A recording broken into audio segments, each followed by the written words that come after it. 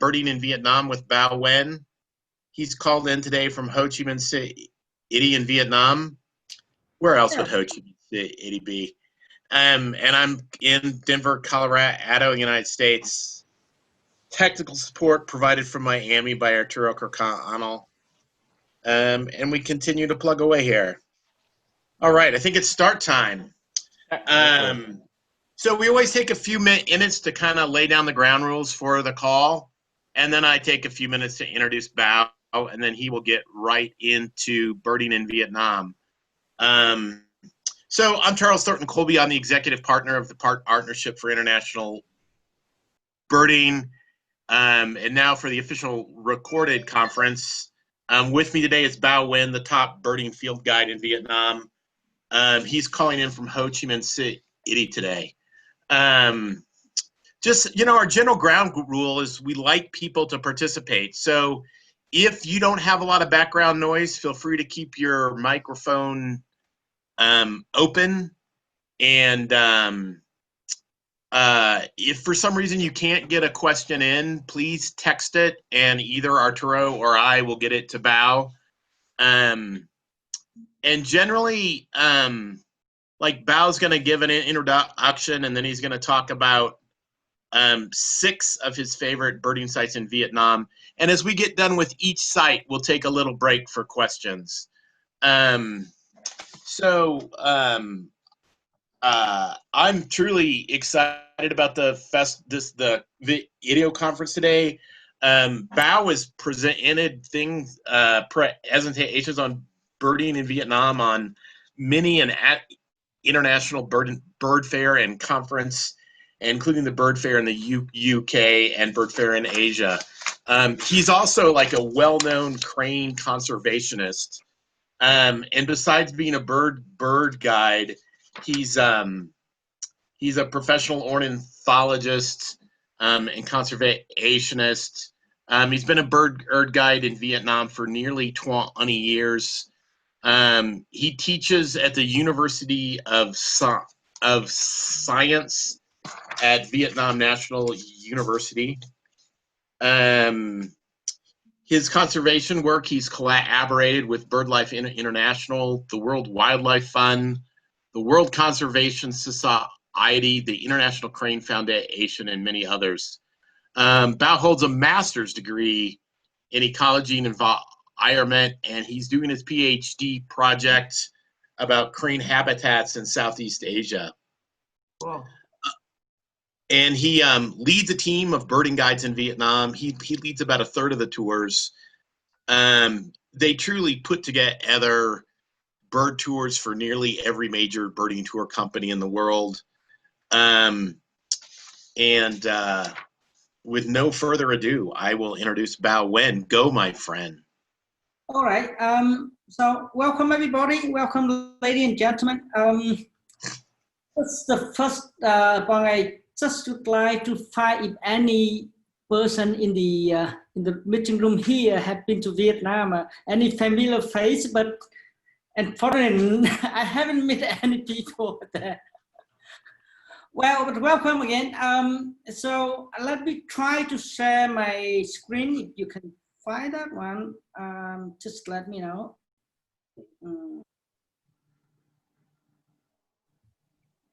So can you see the slide? Yes. All right. So everyone get the slide on screen, right? Yes. Yes.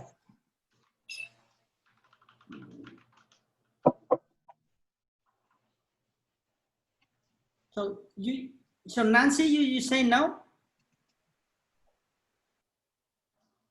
Oh, okay. I had to unmute. I see it.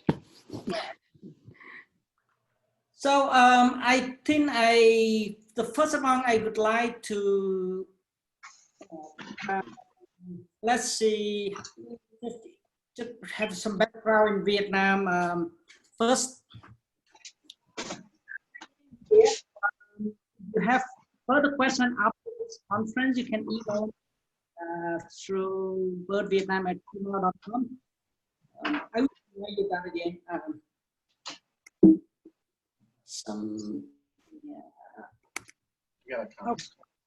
So here, into South Asia before? All of a sudden, I can't hear him. You can hear me. Oh, sorry for that. Try to get a little closer to the front there, Bao. Yeah.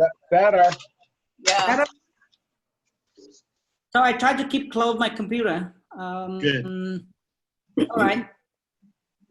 So here, the Vietnam country here, located in South Asia. You can see the neighbor countries included Cambodia, Thailand, Laos, and in the north is China.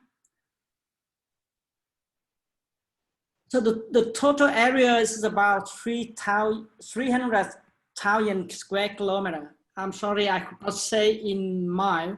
I don't know how many miles, but you can imagine that's about 2/3 of California and a half of size of Texas. The country quite populated, so we have 90 million people. That's about 1/3 of the whole country in America.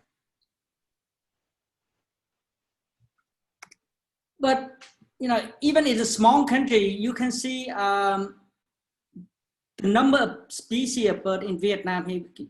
We have estimated about more than 800 species. You can compare to the US, it's quite similar, even though the area is just about 10%, oh, sorry, even just 1/30 of America, but we have the same number of species, and we have about 10 endemic species. If we compare to our neighbor like Thailand, it's quite bigger, or Myanmar is bigger country, but also similar number. That's just briefly the number of species. So all total species in mainland of South Asia, we have 1,300 species. So that is just quick an overview. Many species in neighbor countries overlap, but people go, so if people go birding in Thailand, we can have about 100 different species. Or if people go through all other countries, South Asia, and then you go to Vietnam, the last, you also can find about 50 to 60 life of for sure birder. I go to next slide. Here. So here is, would introduce where to go birding in Vietnam and which is the best place. In here, we also included some site in Cambodia and Thailand that our destination on the tour we normally operating. So look through the map, we can go from south to the north. We have one area in the Mekong, here in the Mekong Delta, it's the lowland. The area that you can see something similar to Mississippi Delta. So it goes through the Mekong River with the watershed and the habitat and the climate's also quite similar to Mississippi. Go to Louisiana, to New Auckland, and some island of that. We have mainly concentrate of waterbird and shorebird.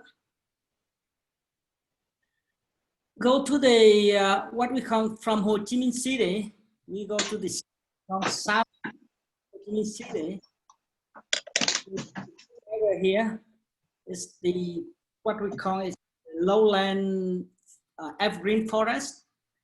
But then we have another area called the Central Highland with the higher elevation. And here is called the South Central Coast, then North Central Coast. And especially you go here, it's very high elevation through the Fansipan mountain and Himalayan mountain range called the West Tonkin. And then the East Tonkin is close to China. So here's some selected birding site that we call it a really favorite birding site. So I will go through one by one. So the first I go to the Mekong Delta. So the Mekong Delta is mainly the wetland area. So you can see this swampy forest is dominated by Malacca species. So the Malacca species adapted condition like in the US you have some similar plant called the bone the tree that like mangrove, but living in the freshwater swamp. We call it pitch swamp forest. We also have the estuarine habitat with the mud flat area like this, and the grassland. So the birding here, I just said that it's mainly water bird, included heron, stork, ibises, and many shorebird species, what we call waders. The highlight in this area, because the water birds, so not many Westerner or American people really like to bird in the Mekong Delta, except they want to go to see the spoonbill sandpiper here. It's very famous. Or the saddle crane. So out of those two species, we some people also focus on the Norman greensang, the far-eastern curlew, and I think that's the main thing in the Mekong Delta. Yeah, and Bao, there's some kind of Mekong endemic. What is it? And maybe it's not found in the Mekong Delta anymore. I think we've had that discussion. What that? Isn't there a endemic species called the Mekong something? A Mekong wagtail? Yeah, the Mekong wagtail. Now that's got to be easy to get in the Mekong Delta, or is that wrong? Or am I wrong about that? Upstream of the Mekong River. So it's better to get upriver in the Mekong River basin versus down in the Mekong Delta. Yes, it's up the river in the forest, like a stream, and the very clean water. It's not in the sediment water. Gotcha. So the one endemic named Mekong is not found in the Mekong Delta. It's found upriver, and there you go. I gotcha. I knew there was a thing about that. Now, spoonbill sandpiper, a lot of people ask about, and I know that we have to watch the tides. We can actually get it as a pre-tour out of Ho Chi Minh City, right? Yeah, it's just about 2 hours from Ho Chi Minh City. So if you have any extra time, like the pre-tour or even the post-tour, we can try to arrange very short, like half-day tour to see the spoonbill sandpiper. But it's because it's the migrant species, so we only able to see in between the end of November to early March. Later, it's difficult to see, and in the end of April, it's gone. Right, and in that period, November to April, and if the tide is with us, because I know you keep an eye on tides. Yep. If we schedule a spoonbill sandpiper pre-tour or post-tour, we have a fairly good 100% chance to see it, a 90% chance to see it. Well, you see that it depends on the tide. So yeah. If you have the good tide condition at that day, then we can have like 80% to see. But it's a little bit difficult because we have to walk barefoot in the mud to see this picture. So people have to walk through the mud here in the low tide. I gotcha. Any other good questions? Any questions are welcome about the Mekong Delta birding. Any questions at all before we move on? Anybody from the audience? Good for now. All right, we can cruise on from the Mekong Delta, dude. Okay, so I go next location. Here, the Cat Tien National Park. So the Cat Tien National Park is here. It's about 150 kilometers from Ho Chi Minh City. We can say that it's quite close. It's at about 3 hour driving. This is the one of the biggest national park in Vietnam. Actually, it's the second biggest. And it's very low elevation. It's only below 200 meters above sea level. So the forest here, what we call that, it did not occur in, I think this habitat did not occur in America, which is called so semi-evergreen forest. So during the dry season, it's only a half of the tree still have leaf and a half is open. So it's called semi-evergreen. It's very diverse in terms of vegetation domination. Some trees very big like this one. You can see one of the very adaptive tree living in the soil here. You see under here is the volcanic. So the soil very hard, and the tree have the root spreading. The root spreading to keep balance in the forest. So it walks through the trail. You can see plenty of trees shaped like that. In this forest, we have so many interesting species. Of course, most of the people go birding here. They want to see the pitta. Have you any other people here haven't seen the pitta? Not that one. Well, well, the pitta is normally it's difficult to see because they hop on the ground. They're very shy and hitting in the bush. So we have to use the tap. You have to use the corn to lure it, but otherwise it's really difficult to spot. However, these days we have some other technique, like we feed the bird and we train the bird to come to the blind, the feeding station. So we able to photograph like this one. So this is the barbelly pitta, which is very beautiful one. It's only able to see in Vietnam and rarely seen in Cambodia. Again, the barbelly pitta above that, we can see the blue rump pitta. Also, it's only able to see in Vietnam. The Jermaine peacock pheasant is one of the endemic species. Among that, we have many other species can be found here, like the broadbill, have 3 different broadbill. We have about 10 species of hummingbird.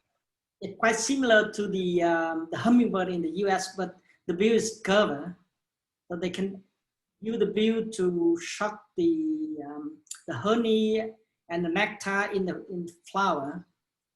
We have many other pheasant species like the Siamese fireback here. We have 2 different species of trogon, many woodpecker, owl. We can see owl in the daytime and in the nighttime.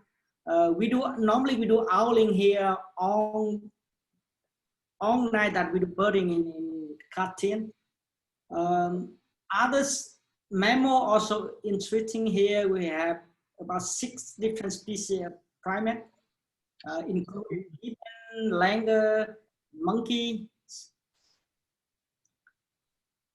I can show some highlight here. So first of all, here the Cat Tien is not far from Saigon, so people easy to go, either from 1 day to 3 or 4 days. During staying here, out of more than 300 species, we can spot about half of them. So I think in 3 days, if we manage good, we can see 150 species. Accommodation is not bad. There's some fancy accommodation outside the park, but if we want to stay for more convenience for birding, we stay in the park by the headquarters guest house. It's quite stable, and it's improving, so it's quite clean and have private toilet, private bathroom, and have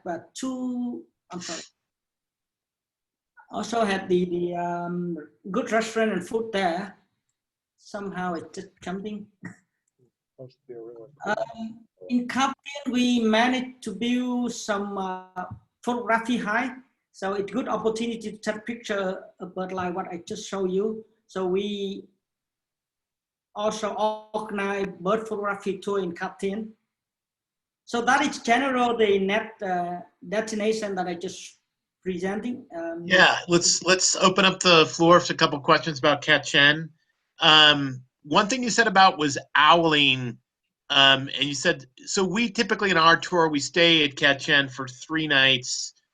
You usually do owling for just 1 night for a couple hours, but it sounds like the diurnal owling is pretty good. Is that what I heard? Yeah, because in Kaptian we stay inside the park, so Yeah. walk around the accommodation around the headquarters to see owl. So whenever the weather is good, we go out, you know, a couple hours before dinner or after dinner. Gotcha. And then the trails look pretty wide. Like this trail in this picture looks wide. Are most of the trails wide like that, cutting through the forested areas, or do they vary a lot? Well, in Kaptian, it's not busy, the trail, quite wide and flat. We also have the concrete road that we go birding by the truck. So we go with, sure. I'm sorry that I didn't prepare any picture to show you here. Oh, okay. People just jump in the truck and, you know, birding from the truck too. So that's quite nice and easy to get around. So birding at Cat Chen is actually pretty easy. You get about 150 species. Any other questions about birding at Cat Chen National Park? How many owls can you get there, Bao, in your 3-day stay? We have in 3 days we have about 4 to 5 hours, 3 niger and 1 frogmouth. Nice. Wow, good start to the tour. And another thing that's confusing about Vietnam is I always want to call Saigon Ho Chi Minh City, but to be clear, it's the same place. And there you go. and we usually start the tour with a fly-in in Ho Chi Minh City. If people want to come in the day before, they can. And mostly we try to get started first thing in the morning and get off to Cat Chen in the afternoon. I mean, we start to leave as soon as flights are in. So we usually get to Cat Chen the first afternoon, and then we're there for 2 full days after that. Any other questions about Cat Chen National Park? Not now. Great. Arturo, you're checking the text, right? Or maybe I should. But you can text us and we will. Yep, I am. So no worries. There. Text questions here. Text questions here. Okay, shoot, man. I'd love to hear about the Dalat Plateau.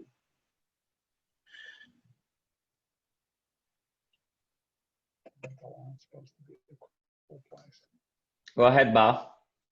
Yeah. So I'm waiting for a question there. Any questions? Oh, there's no more questions on Cat Chen. Anything else you'd like to add, Bud? I think we can move on to the Dalat Plateau. All right. Okay, so now we go up a little bit here. I go back to the map. Yep. So we on our tour, we go from south to the north. So from Cat Tien, we go, you see the yellow area on the map here? What called Jilin before get up to Dalat. But because Jilin and Dalat has quite similar bird, some species are easy to see in Jilin easier than Dalat. So we stop here, stay here for 1 night before we go up to Dalat. So I'm going to skip Jilin, but I introduce Dalat. Sure. Okay, So Dalat is the plateau. This means it's quite high elevation in the large area. It's quite, if you visit here, you feel like in Europe, a little bit like, I mean, the climate and the scenery sometimes look like Colorado, you know, but we don't have snow here. The elevation's about 100, from 12 to 1800 meter above sea level. So let's say how many feet? About 6,000. Okay. About 5,000. So here we call it mountain forest or mountain tropical forest or mountain rainforest. So it's have many different names in English, included some pine. We have pine tree or pine forest here. Some native, but some introduced, planting introduced area. And several different mountain in plateau. If you go birding here, it's quite easy to get around because Dalat is very touristy city in the center. And stay there, from there we can go half an hour to different sites, you know, different location every day to see different thing. The bird that we usually seen or focus to see included two different pitta species. What's called blue pitta on the right hand side here, and this one Rotinep pitta. In Dalat, especially, we have more than 10 near endemic species and endemic species. So here, the two laughing throat are endemic species. We have some other also called endemic to Dalat. The boo are locally species here. So in Dalat, it's again, it's rated one of the birding sites in South Asia, the top 10 birding sites in South Asia. I mean, compared to other sites in Thailand and Malaysia. So we have rated that, and this called the top 10 birding area. So what is the highlight in Dalat? Among really many endemic species, it's very beautiful scenery. The city here is very peaceful and very nice climate. It's very pleasant. It's all year round. The temperature just 18 to 25 Celsius degree. Some days rain, some days not rain, but the climate, the weather is quite similar all year round. Really excellent accommodation. The range of the accommodation from guest house to 5-star hotel is always available in this city. Very good food. You know, it's called the like the honeymoon city. So the honeymoon town for people. So people come here not only for bird watching, but to relax, to see, just to stay in the nice climate, nice weather, and you know, see the scenery around. Also have many historical area, historical site, and because it's the mountain area, so many ethnic minority people interested in culture, they can visit some remote village to see the life. So this area is good for stay about 3 to 5 nights. It's the best for 4 nights. And we also have contact with National Park in Bidup National Park in this area. So we have some photography high and the feeding station, so people can have good opportunity for photography here. So that is briefly of the Dalat Plateau. Any question about this area? About how many so like by the time we leave the Dalat Plateau, it's about the morning of day 9. Through the first 8 days of the tour, you typically get 150, maybe 250, 300 species. Is that about right? Can you speak again? Oh yeah. So the Dalat Plateau, we spend 2 full days there on days 7 and 8. And after we're done with the Dalat Plateau on day 8 of the tour, about how many species are on the trip list at that point typically? You mean accumulation? So you mean that accumulation from Katyn up to Dalat or Dalat only? Oh, no. Well, I mean, actually, those are both good questions to answer. About how many species do you get in the Dalat area? So in Dalat area, there's more than 400 species. Okay. But for 4-day birding, we usually get about 120 species. Okay. And so through the start of the tour, Saigon / Ho Chi Minh City, Ketchen, the place before you get to Dalat, and then up to Dalat, the first 8 days of the tour, you're at about More than 200 species. more than 300 species at that point. I gotcha. Oh, more than 200 species. I gotcha. 150 and 120, Charles. So Yeah, well, you know what I mean. 270. I try to round up, but I also made a mistake. I didn't hear it here well. Any other questions? Got to be some better than mine. No, that's a good question. It's the addition we're taking a second look at. Yeah, no, and truly, like birding tour math is always a little funny, right? Because you get so many species in a day, but the question becomes how many are sort of new to the trip list is how I think of it. So, about 150 in Cat Chen and 120 here, and there's the spot that has a bunch of endemics between the two that we're not going to talk about today. And so that's like 270, maybe 300, but there's a lot of duplicates. So you end up closer to like 200 plus, probably 200, 220. Exactly. Any other good questions at all? What city do you stay in when you're at the Dalat Plateau?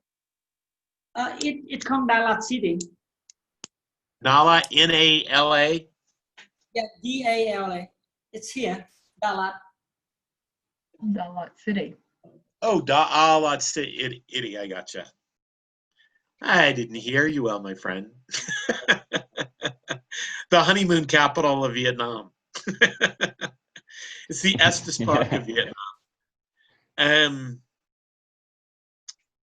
Bao, are there any mammals to see while you're there? In Dalat, it's quite hard to spot the mammal, except the several squirrel, badger, and sometimes you can see the langur, but it's quite rare. The mammal, because this is very densely forest, so if you want to see mammal, we have to put the camera trap or walking in the night time. In the daytime, it's so difficult to see mammal. Gotcha. And do you ever do any nocturnal walks for mammal watching or not really? Yeah, we do have some owling time. The spot-bellied eagle owl, one of the best, and the other frogmouth. But we also normally we save that one for further location, because in Dalat we get there, take an hour out the city, an hour back, so it took 2 hours. Sometimes we stay, after the afternoon session, we stay there until dark. So we come back to the hotel after 8 o'clock, 9 o'clock, from very late. So we only spend 1 or 2 nights owling in Dalat, and we save time, take some time for people to relax. Sure. So better to save those owl species for later in the tour, so you can get to bed by 6 or by 8 or 9 o'clock. Any other questions about Dalat Plateau birding? All right, man. We can cruise to the next You point. had it, I think it's the next slide where you had some photos and there was somebody asking what was the bird in the middle. Can you Oh, pass to the next go back a slide? slide. I think it's just after that one. That one, the bird in the middle, which one it is? Did one of the That Right, one. yeah. see the what's called mountain boo-boo. Mountain boo-boo, okay. All right, so now we go to the next location, right? Yep. Yep.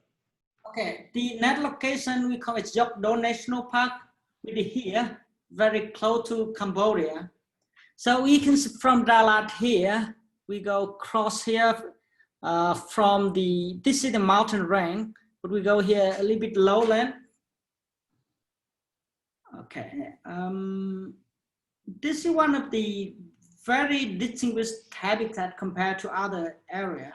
What we call is the deciduous forest, dry open forest.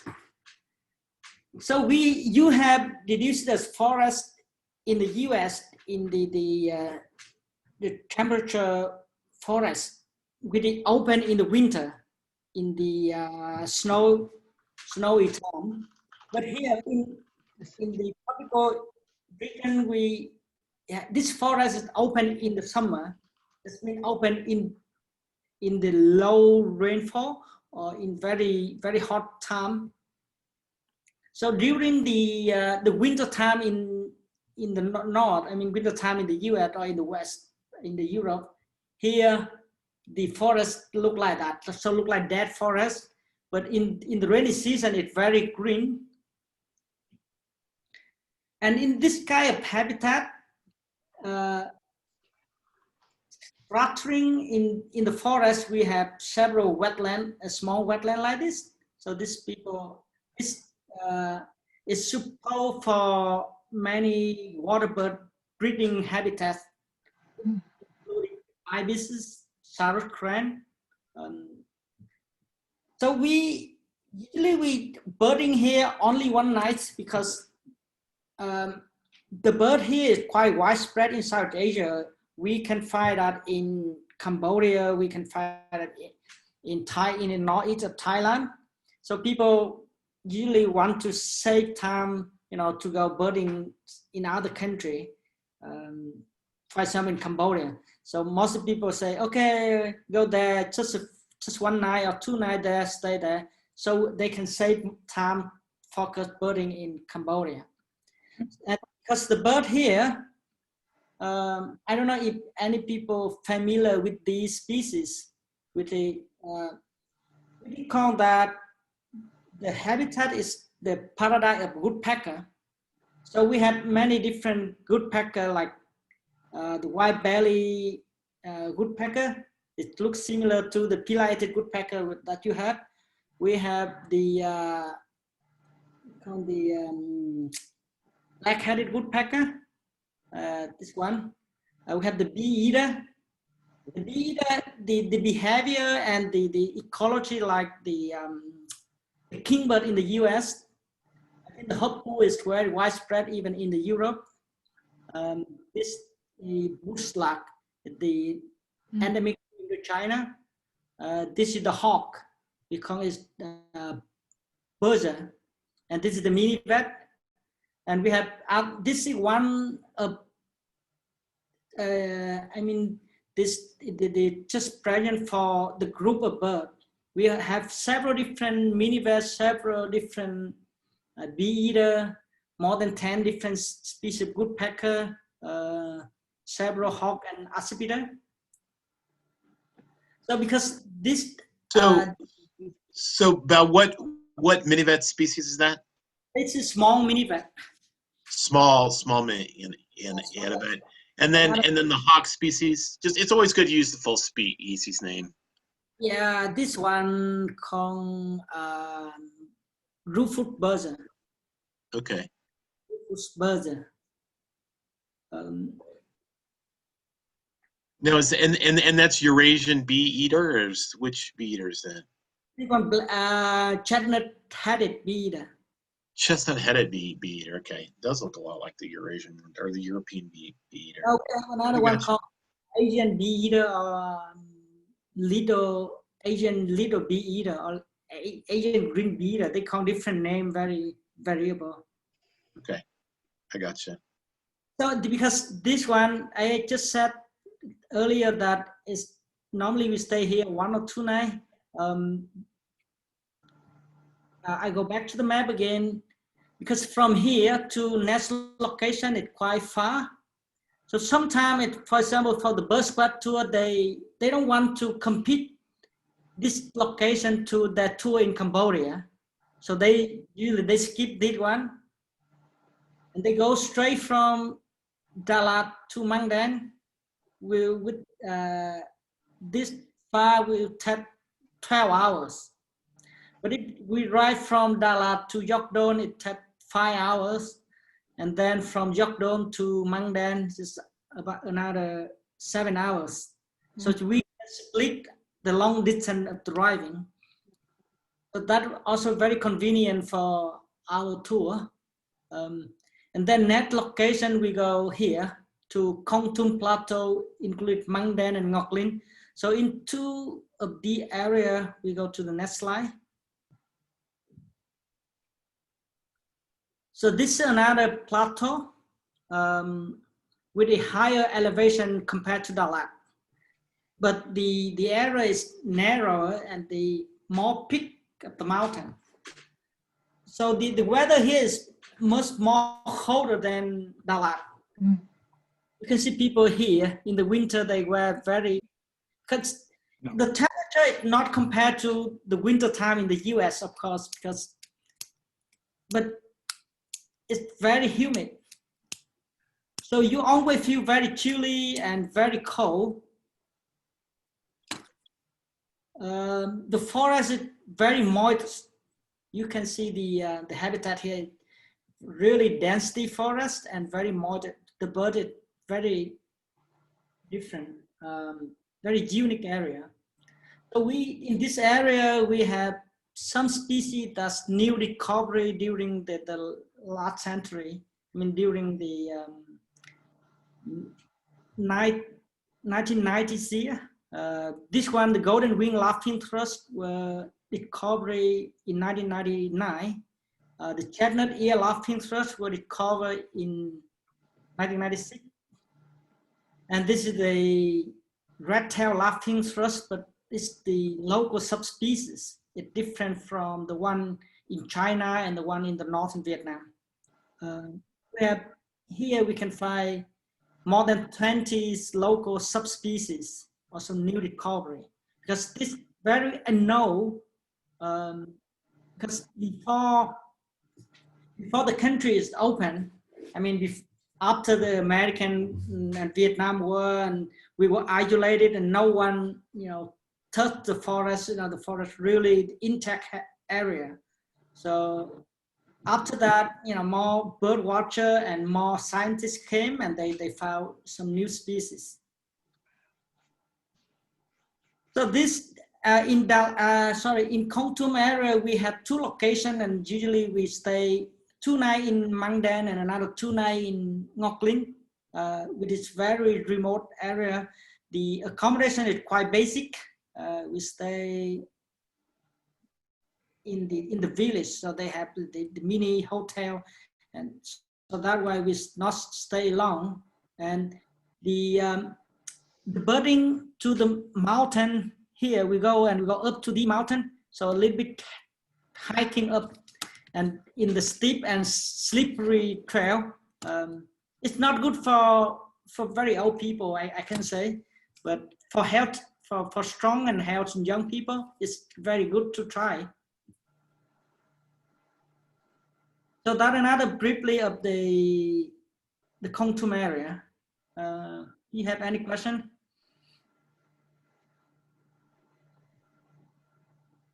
No, we're good for now. Okay, so I move on, right? Please. Okay, then we go further north. From there, I have. Hey, Bao, I do have a couple questions about Yeah, go ahead.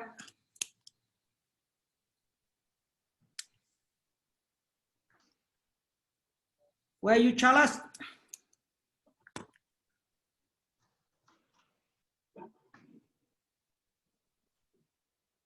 Chuck? Where'd he go? I don't know. I guess you can go ahead in the meantime. Well, so He's back, I think believe. we have 2 more sites to go to the north. Of course, we have many other places, but I should go to Phong Nha, to the last in the central area. From here, actually, we have some site in near Da Nang city here. We call it Bat Ma National Park. And then on the way up north, we stop here on the route in Samu for another night. And then we go further north, it's the Phong Nha National Park. So the Phong Nha National Park is a limestone habitat. So limestone cache. Here. So the big one, the one of the very famous, I would call the cave. Have you heard of Phong Nha cave? No, sorry, we have not. Okay, don't worry about that. So here the more attractive that people come to visit the cave, which is the biggest cave in the world, under the limestone. But because it's a very unique habitat, so there's some unique species for bird watching. And these we have, people mainly come here to see the sooty warbler and the limestone leaf warbler. They are 2 main targets. And this one called Indo-Chinese green magpie, which is very beautiful. Beautiful bird. Yeah, we can not only see Oh, yeah. in Phong Nha, but also some other chance to see in Looks different like a drawing. Yep, it's here on my t-shirt. Oh, yeah. Nice. Yeah, you can see that. I like it. It's very, very gorgeous. Beautiful bird. Yeah. So that you can feeling about bird watching in Vietnam. Further north is more higher elevation to Fansipan Mountain. In this Fansipan Mountain, we can see several overlap species with Myanmar and southern China, included many small birds like Yuhina, like wren warbler. Then we have a bunch of thrush species and flycatcher. It's called Sita warbler. Can you put name into those? It's easy here. I think it's easy to go. No, I mean, you just mentioned the name, not to write it on the photo. You just mentioned the full name of the species. The scaly thrush, called slenderbill Sinita warbler. This is a red flank robin, the migrant species. This Cadmus, what's the black practice thrush, also the migrant species from Siberia. So in this mountain we have both resident species and so many migrant species, passerine migrant. It's not the waterbird migrant, but passerine migrants. I just want to wrap up quickly because it took so long and people get fed up. Yeah, So, no. I think we're doing fine, Bao. Can you hear me okay? yeah, now I can hear you. You disappear for a Yeah, while. I disconnected myself miraculously. Any questions for the last couple of sites?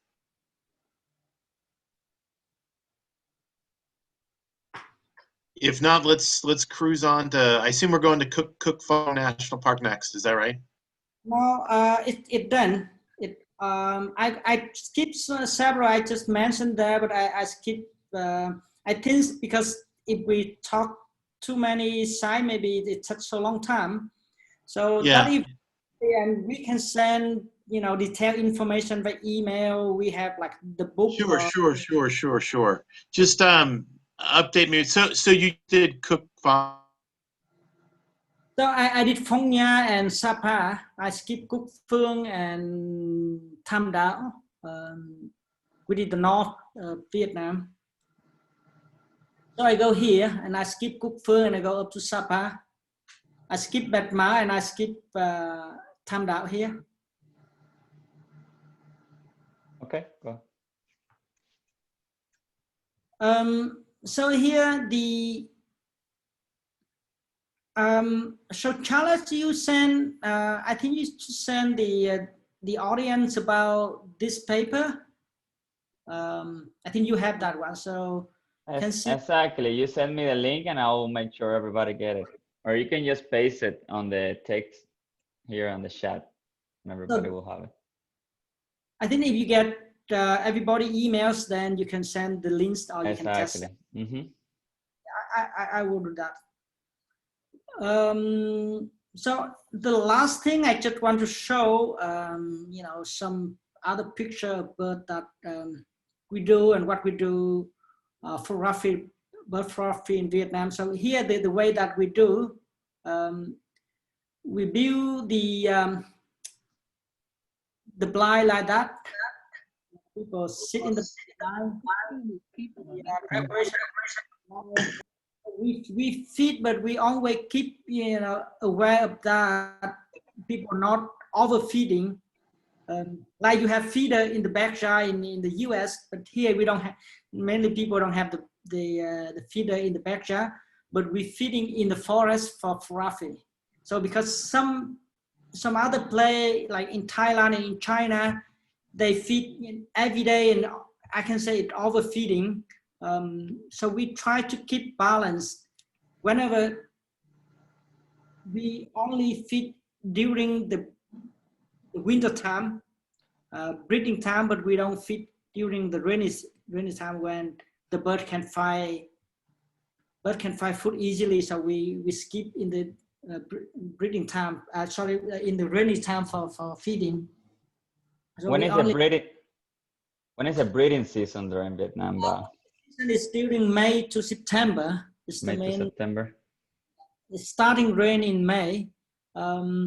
Actually, that in the southern Vietnam, in the north, the rainy season starting in July.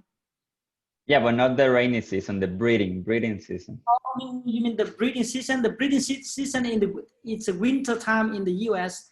So it's starting in December and end up in April. Okay, so you got it the other way around. Yeah. So in that we have nice. the bird photography is increasing, and we in Vietnam we don't have many local bird watchers, but we have many photographers. That's a trend of the world, especially for young people. They really take time and go stay in the high to get the watcher's picture. Here it's the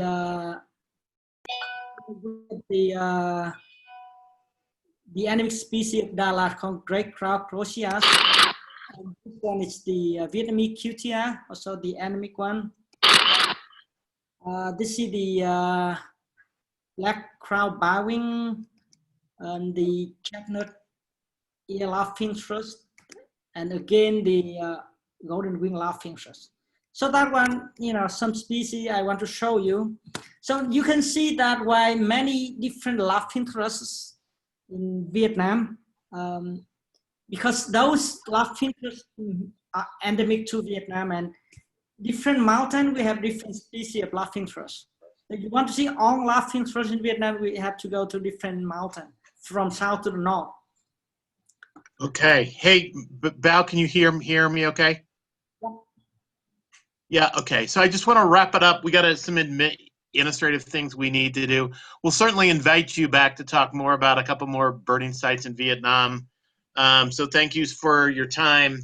Just this is a partnership for international birding call on birding in Vietnam with Bao Nguyen from we'll say Saigon at the moment, and then if we will produce part of this out on Facebook and out on our video feed off our website. If you don't want your identity to be used, just please email operations@pibird.com.